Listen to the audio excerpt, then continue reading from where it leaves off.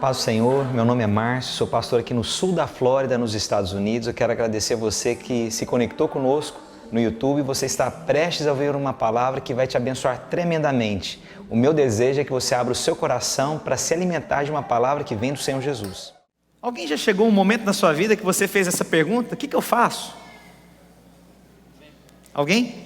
Alguém já chegou num momento da sua vida que você, para lá, o que eu faço agora?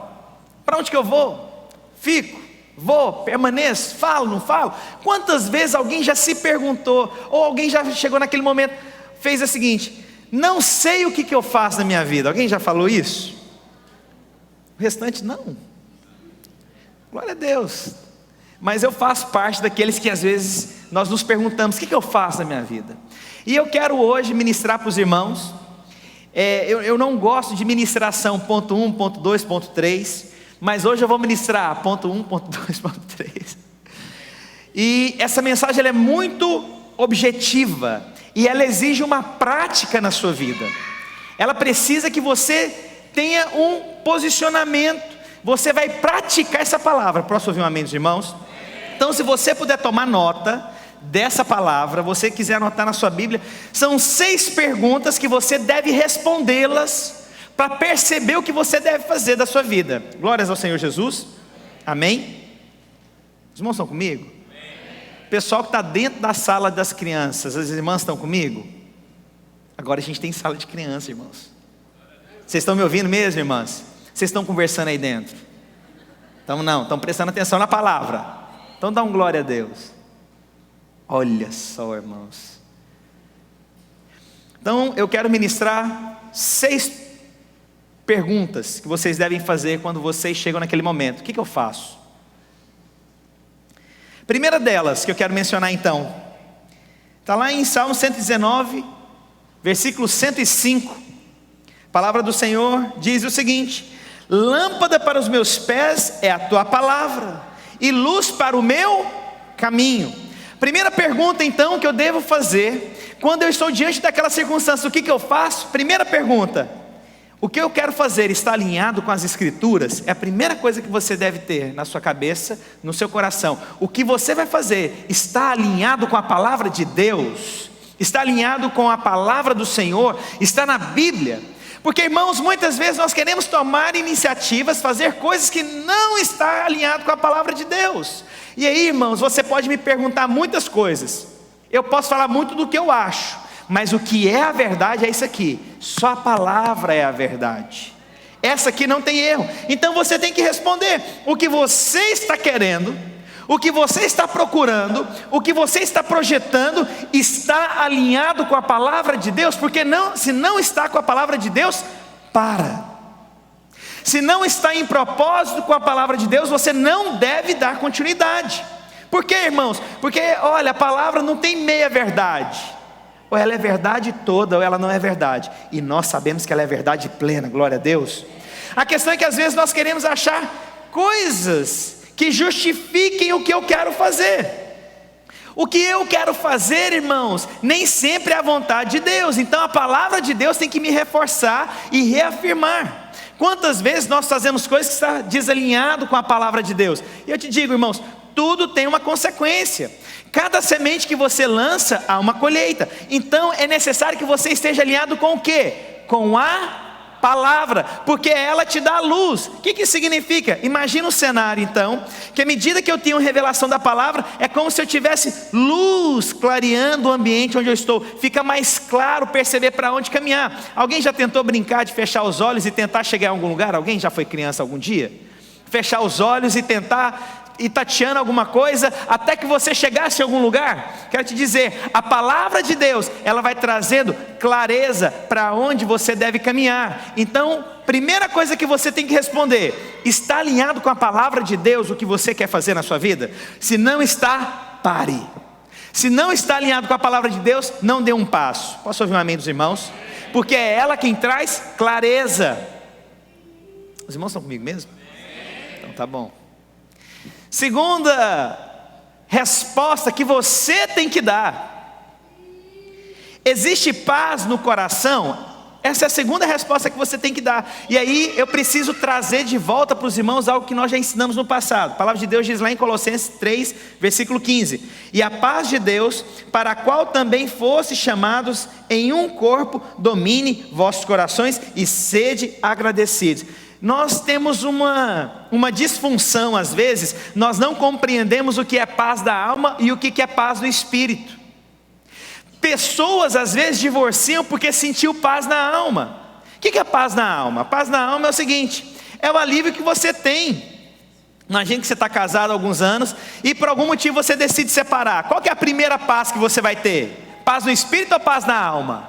Paz na alma, né? Eu brinquei muito aqui no culto anterior, eu falei, pessoas quando divorciam, quando dá na segunda-feira, irmãos, imagina você não ter que dar satisfação para ninguém, as esposas. Imagina você não ter que cozinhar para ninguém, as esposas. Imagina você não ter que dar satisfação onde você gasta seu dinheiro. O que você vai sentir na segunda-feira depois que você divorcia? Pastor, é de Deus, sentir uma paz, meu Deus do céu. O homem, imagina segunda-feira, você não tem a mulher para poder falar para você, não joga a toalha no chão, não deixa o sapato na sala. Amor, você não trocou aquela lâmpada. Amor, você não arrumou o carro. Amor, você não fez. Não tem ninguém para falar nada. Qual que é a paz que você vai sentir na segunda-feira? Seja honesto comigo. Pastor, é de Deus, porque eu senti paz. Essa é a paz da alma. A paz da alma, ela é perigosa, porque você é movido por sentimentos, sensações. Mas a paz do espírito é mesmo quando as coisas não estão alinhadas como você imagina, mas você tem uma paz no seu espírito, que aquilo que você está fazendo é o correto. Amém? Amém. Imagina então você acorda para trabalhar na segunda-feira, aí você está muito cansado. A paz que você vai sentir, não, eu quero dormir mais um pouco, porque eu quero dormir mais. Mas a paz do espírito te levanta, te leva a sair dessa cama. Para aí, eu não posso ficar aqui. É verdade ou não é? Quantas mães gostariam de ter uma paz na alma numa segunda-feira e não ter que cuidar de menino? Ninguém levanta a mão, só a irmã ali, né? Duas aqui, mas a terceira ali esticou bem esticado. Alguém mais estica bem esticado essa? Aí vai levantando a mão. Aí de repente, aí eu quero te falar, você acha então que não cuidar dos seus filhos é uma paz que vai vir do espírito ou vai vir da alma? Muitas vezes ela vai vir da alma, mas você como uma mãe, você sabe que o espírito, que o Senhor que te deu, o seu filho, te levantou para cuidar da melhor maneira dos seus filhos, amém? Então há uma confusão. Então a segunda resposta que eu tenho que dar: a paz que eu sinto é da alma ou é do espírito? Se ela é do espírito, então você deve fazer cuidado com a paz da alma. A paz da alma pode te enganar. Não quer dizer que ela sempre te engana, mas pode ser que ela te engane. Então a segunda resposta que você tem que ter é: está em paz no meu coração, no meu espírito, a escolha que eu estou tomando, eu estou em paz? Porque se eu não estou em paz, eu não devo fazer. Qual que é a primeira resposta que eu tenho que dar, irmãos? Quem está anotando aí? Como é que é a primeira? Está alinhado com a palavra de Deus? É a primeira resposta que eu tenho que dar. Qual que é a segunda resposta que eu tenho que dar? Eu tenho paz, mas que tipo de paz? Na alma ou no espírito? No espírito. Amém? Terceira, somente 6, irmãos, não precisa preocupar não. Terceira, existe uma palavra de Deus para aquilo que você quer fazer? Pastor, qual que é a diferença do primeiro em relação ao terceiro?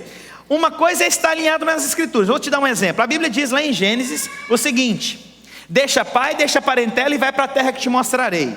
Está na escritura? Está ou não está? Mas existe uma palavra de Deus para que você saia da onde você está? Aí é diferente. Embora esteja na palavra de Deus, sai da tua casa, da tua parentela e vai para a terra que te mostrarei, você tem que ter uma palavra de Deus que te sustente nos dias difíceis. Se você não tem uma palavra de Deus, eu vou te falar, na primeira crise você vai desistir de tudo. Embora seja a palavra de Deus, está na escritura, sai da tua casa, da tua parentela, você tem que ter uma palavra de Deus que te reforce na decisão que você vai tomar. E aí olha para mim e presta bastante atenção.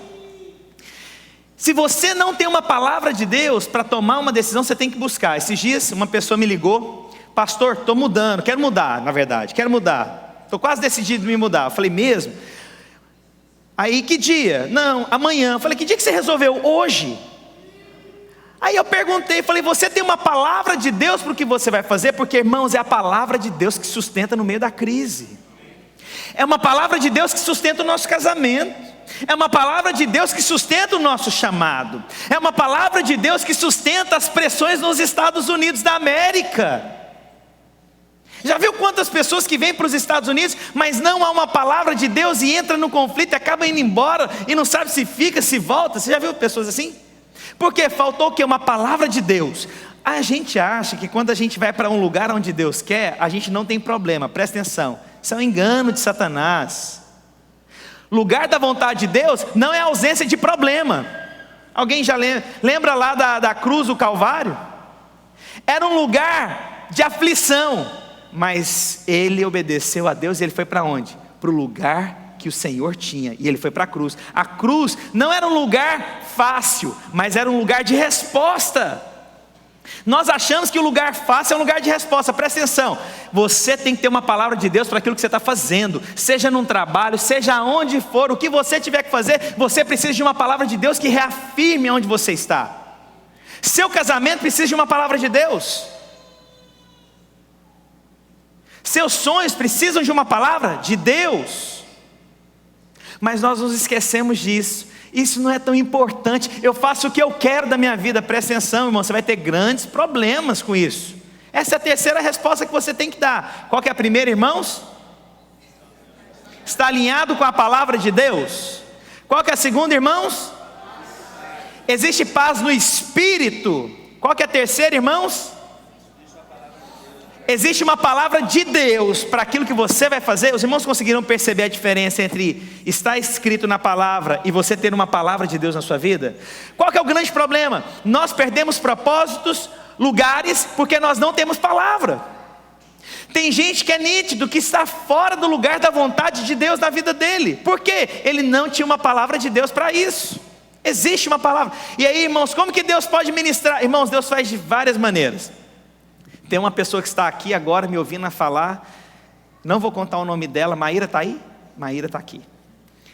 Maíra, primeira vez que o Paulo Caparelli, eles estavam orando para vir para os Estados Unidos, e Maíra preocupada, Paulo Caparelli se decide vir para os Estados Unidos, foi em 2010 a primeira vez, e ela teve algo sobrenatural da parte de Deus. Eu até brinco muito com ela sobre isso. Mas ela procurava uma palavra. Senhor, eu quero uma palavra. Se é para ir para os Estados Unidos, eu quero uma palavra. Deus me dá uma palavra. E Deus, irmãos, Ele não se limita a coisas naturais. Deus faz coisas extraordinárias, porque Ele é um Deus extraordinário. Posso ouvir um amém? Irmãos, olha a palavra que Deus deu. Ela um dia orando, ela olhou para o céu. Ela viu o formato de uma nuvem, o mapa dos Estados Unidos. Quantos gostariam de ver uma nuvem que falasse as coisas com vocês aqui? Mas nem sempre é uma nuvem que vai falar. Mas uma coisa é certa, você precisa de uma palavra de Deus que te sustente no meio das pressões. Quanto seria mais fácil, Pastor, estou com dúvida. Pastor, não sei se eu me relaciono com ela. Aí forma o rosto da mulher. É ela. Mas uma coisa é certa, você precisa de uma palavra que te sustente, que te capacite, que te fortaleça. Glória a Deus. Quantos aqui já erraram porque fizeram algo sem uma palavra de Deus? Levante sua mão. Oh Jesus, pastor, por que você não pregou essa palavra no primeiro dia da videira? Não sei, porque Deus só deu agora. Mas você precisa de uma palavra de Deus para aquilo que você vai fazer na sua vida. Abre a sua Bíblia lá em João capítulo 1, versículo 1. Deixa eu provar para os irmãos. Olha o que é importante. A Bíblia diz o seguinte: no princípio era o verbo estava com Deus e o verbo era Deus. Na tradução para inglês, aonde é o verbo, olha lá, está lá. In the beginning was the word. A palavra não é o verbo, é significado palavra mesmo. Aí agora vamos brincar aqui um pouco. Tenta construir uma frase sem um verbo com alguém que está do seu lado. Fala uma frase sem verbo. Tenta falar, os irmãos sabem o que é verbo, Ir, comer, cheirar, deitar, andar, tá bom? Só para lembrar português aí com os irmãos. Os irmãos estão familiarizados com o inglês. Tenta falar uma frase sem o verbo. Fica sem sentido uma frase sem verbo? Fica ou não fica? Eu quero te falar, a vida sem a palavra de Deus não tem sentido. Arrepiei aqui, irmão, vocês não arrepiaram não? A questão é que nós queremos tirar o verbo da nossa vida, nós queremos tirar a palavra da nossa vida. Para que eu caminhe para a vontade de Deus é necessário a palavra. E quem é a palavra? É Deus. Quem é o verbo? Jesus. Glória a Deus. Então você tem que ter o verbo, a palavra que te leve para o lugar no centro da vontade de Deus na sua vida. Glória a Deus. Irmãos, eu não sei se você consegue ter revelação do que eu estou dizendo, mas nós somos precipitados porque nos falta palavra. Nós erramos porque nos falta palavra. Nós tropeçamos porque falta palavra. Palavra define nossa vida. Glória a Deus. Qual que é a primeira resposta que você tem que responder diante das perguntas que você mesmo tem? Qual que é a primeira? Está alinhado com a palavra de Deus? Os irmãos estão anotando aí, né? Porque é o seguinte, irmãos, você vai ver que a sua vida muda quando você mesmo começa a dar essas respostas. Qual que é a primeira pergunta? Está alinhado com a palavra de Deus? Qual que é a segunda pergunta? Existe paz aonde? No espírito ou na alma? No espírito. Qual que é a terceira? Você tem uma palavra de Deus para aquilo que você vai fazer. Qual que é a quarta? Eu não falei a quarta ainda não? A adivinhação também não é de Deus não, irmãos. É que eu ministrei a outra agora. Quarto que eu quero ministrar é uma resposta que você tem que dar. Você orou a respeito disso? Deixa eu ler para vocês, lá em Mateus capítulo 6, versículo 9. Portanto, vós orareis assim: Pai nosso que estás no céu, santificado seja o teu nome, venha o teu reino, seja feita a tua vontade, assim na terra como no céu. Há uma necessidade de você orar sobre o assunto, irmãos. Nós às vezes queremos ter atitude que nós não oramos sobre algo, e nós temos uma consequência sobre isso. A oração desvenda, revela o coração de Deus sobre a minha vida. Senhor, seja feita a tua vontade. Uma oração, irmãos, me conecta. Você sabe o que significa a palavra orar? Falar, é uma oratória. O que é oratória? Eu estou falando. Quando eu abro minha boca, então eu estou falando com Deus, eu estou me comunicando com Deus. Eu conheço o coração de Deus, eu revelo o meu coração diante de Deus. Então é necessário você orar para tomar decisões. Mas tem gente que não ora para nada. Deixa eu dar o exemplo que eu dei aqui no culto anterior. A Gisele, todas as vezes quando ela vai para algum lugar, por conta de 3 filhos, ela quer estacionar, se possível, dentro da loja onde ela vai. Quantos pais aqui gostariam de ter um estacionamento dentro da loja? Deixar o carro ligado com o filho, você sair andar na loja e tudo está lá. Quantos gostariam? Mas então a Gisele chega no carro, naquele parking space, aí ela vai falando para os meninos: vamos orar para achar uma vaga? Aí quando acha uma vaga, o que os meus meninos falam? Thank you, Jesus. Sério? Tem que todas as... Irmãos, eu posso estacionar onde? Assim, é tão interessante, né, criança? Irmãos, eu posso lá na Universal. Você já viu que lá não tem problema de estacionamento? Alguém já percebeu? Eu posso estacionar em qualquer lugar. Olha, papai, thank you, Jesus, nós achamos a nossa vaga. É mesmo, filho. Glórias ao Senhor Jesus. Nós valorizamos as pequenas coisas também. Orar pelas pequenas coisas, eu também vou orar pelas coisas grandes. Você sabe que às vezes, olha o tanto que é interessante, a oração, irmãos, a gente às vezes quer limitar o que Deus vai fazer na nossa vida. Nós não pedimos para Deus detalhes, porque a gente não acha importante. Quero te falar, Deus gosta de detalhes. Se você ver a Bíblia é rica em detalhes. Mandou que construísse um barco. Que tipo de barco foi? O Senhor deu toda a medida, todos os detalhes. Quando você vê o Senhor mandando construir o tabernáculo, havia todos os detalhes, havia a dimensão, haviam as cores, havia um tipo de corda, havia o tipo de prego. Porque Deus se importa com detalhes, sim. Mas às vezes nós não nos importamos com detalhes.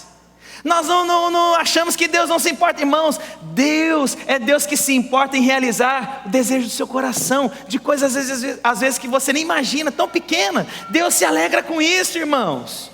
Mas nós não pedimos. Não, Deus, será que irmãos, eu oro para o aniversário dos meus filhos. Deus abençoe o aniversário dos meus filhos, que seja uma festa maravilhosa, que as crianças venham para brincar. Você pode achar que, pastor, é exagero. Irmãos, eu oro por tudo. Eu oro por tudo. Porque a oração é um caminho, é uma via. Então quando eu me pergunto, Senhor, será que eu devo? Será que eu faço? Será que eu vou? Eu tenho que orar diante do Senhor Jesus, para descobrir a vontade do Pai. Posso ouvir um amém dos irmãos?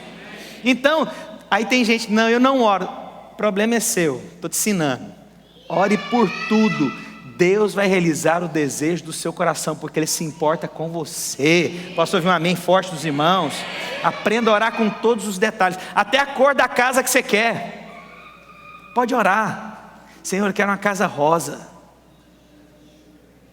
Eu lembro que lá na videira lá de Goiânia, lá eu passava por uma casa que era rosa choque, irmãos. Ué, a pessoa quis, vai fazer o quê? Deus realiza o desejo do seu coração. O Senhor é poderoso para fazer infinitamente mais daquilo que você pede ou pensa. O Senhor quer realizar o desejo do seu coração. Posso ouvir um amém dos irmãos? Glória a Deus. Quinto, esse foi o quarto? Ok.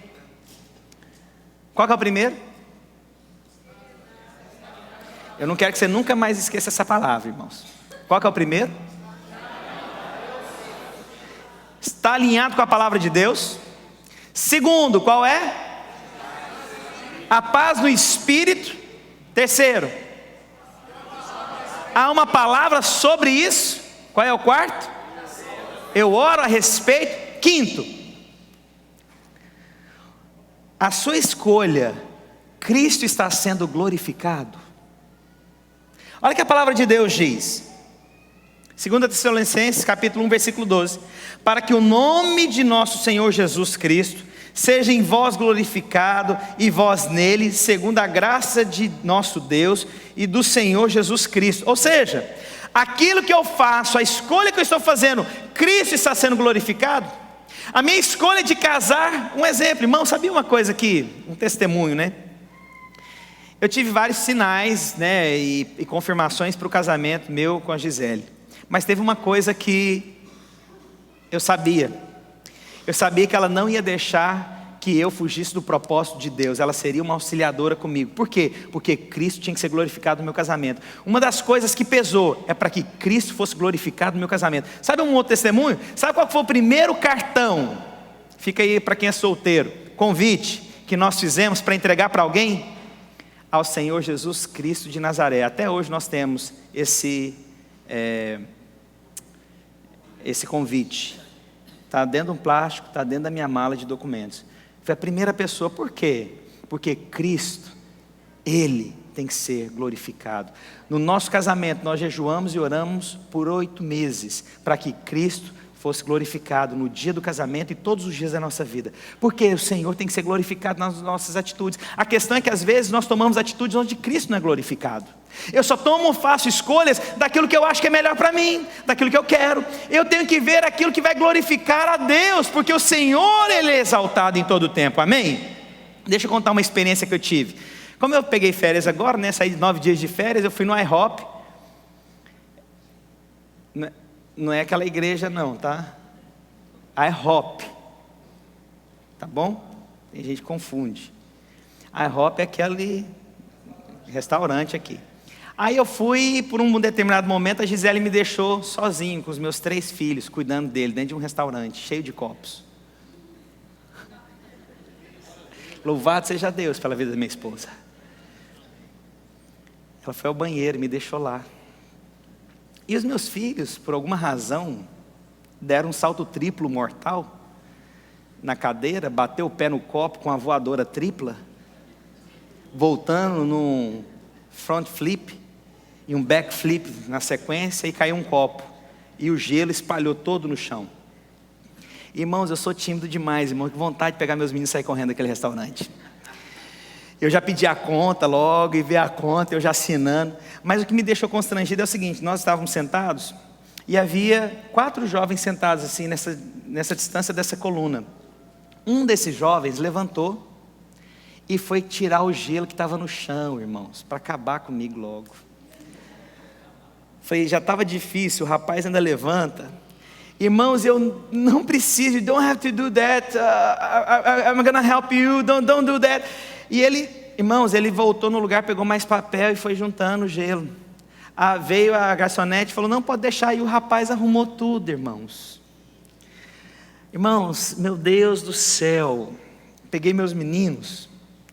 Eu falei, Deus, esse garoto, nossa, ele me constrangeu em amor. Ele não fez para me desnudar, em outras palavras. Ele me fez para servir, ele fez para servir. Aí eu fui lá, paguei minha conta, cheguei lá na recepção, falei, olha, eu quero pagar a conta daquela mesa, daqueles 4 jovens lá. Eram 4 jovens.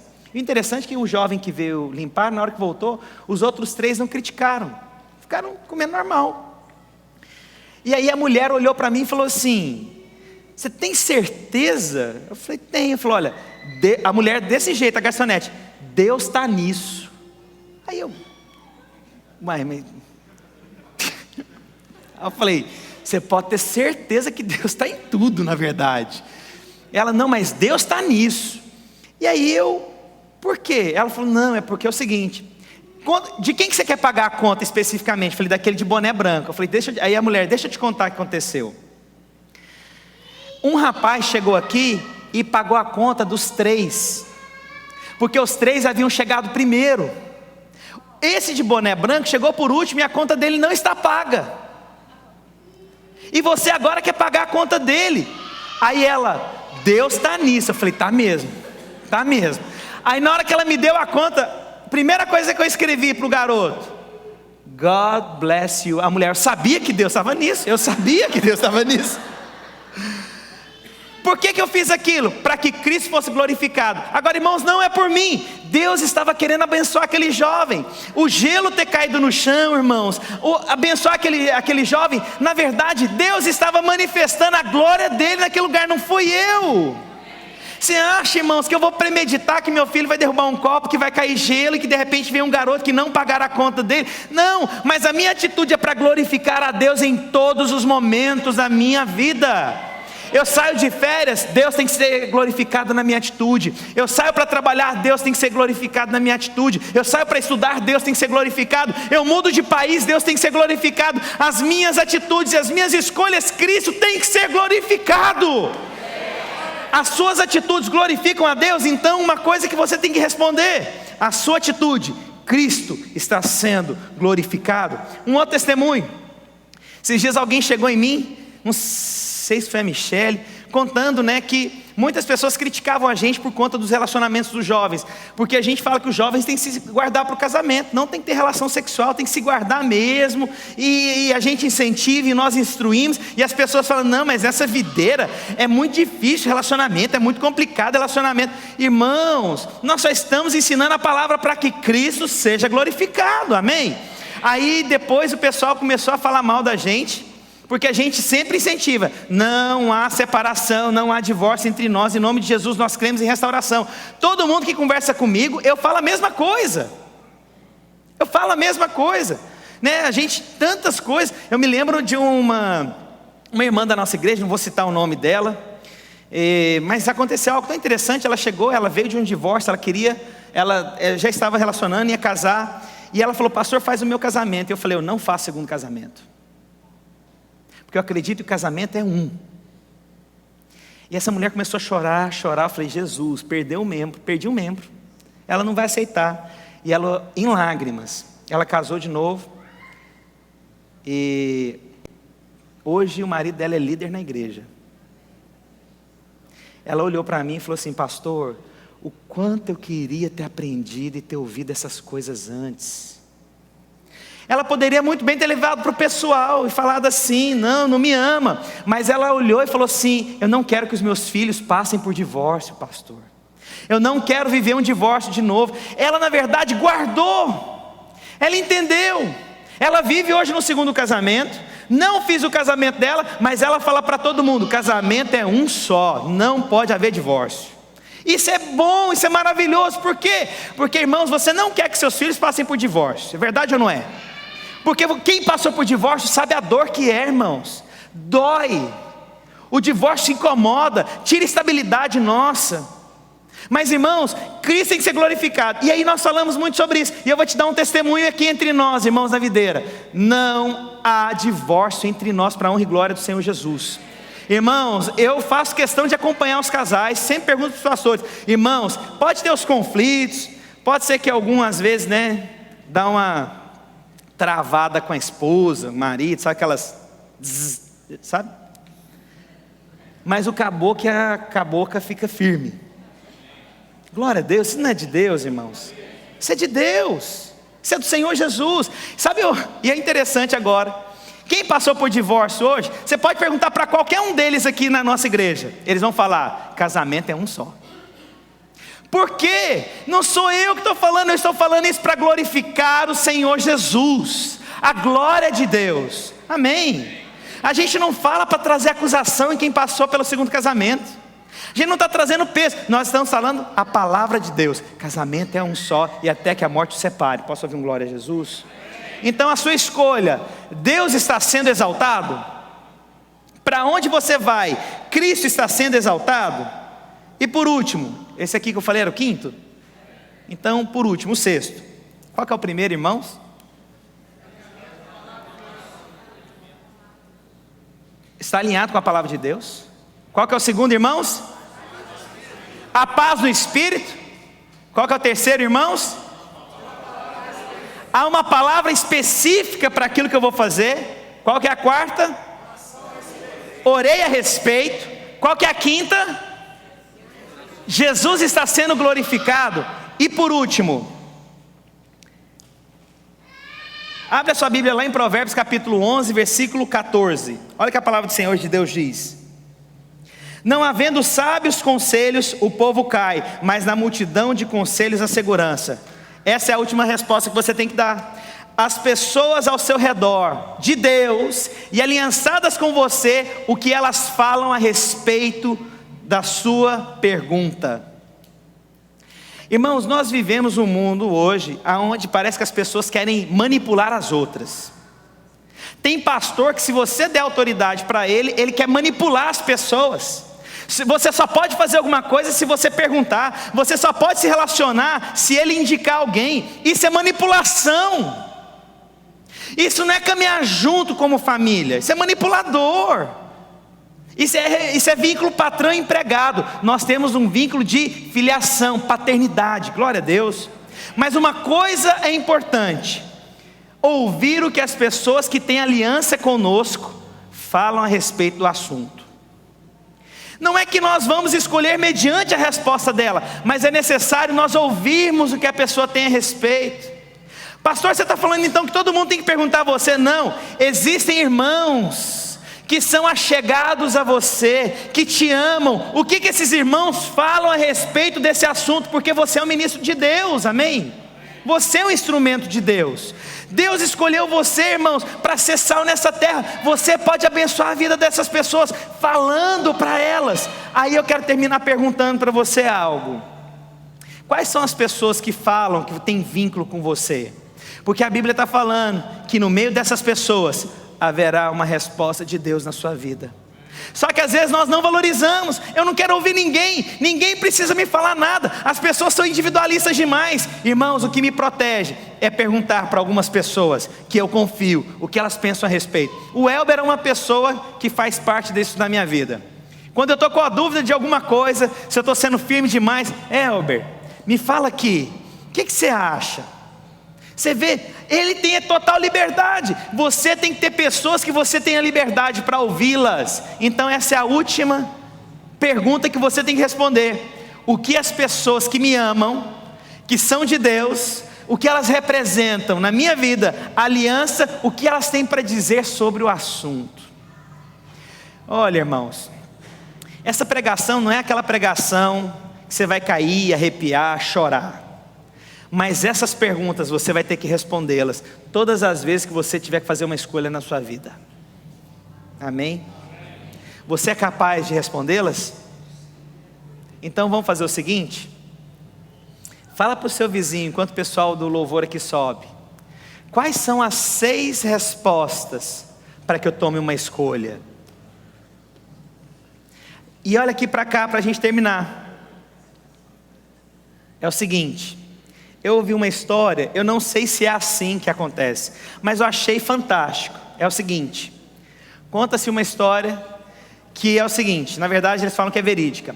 Um avião, quando ele vai pousar numa pista, além dele olhar a cabine de bordo, a cabine, se está tudo alinhado, os equipamentos, tudo, tem uma coisa que é interessante: as luzes que ficam ao longo da pista, elas estão acesas, mas eles falam que o piloto só pode pousar o avião quando todas as luzes se tornam uma só, quando elas estão alinhadas, quando elas estão em sequência. Eu quero te falar, pastor, quando que eu devo então fazer algo? Quando essas 6 perguntas estiverem alinhadas.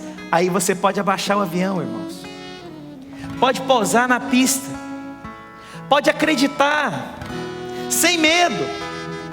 Quando essas luzes da pista se alinham, irmãos, por mais que dentro de você tenham perguntas e dúvidas, descansa, o avião pousou em paz, está tranquilo, glória a Deus.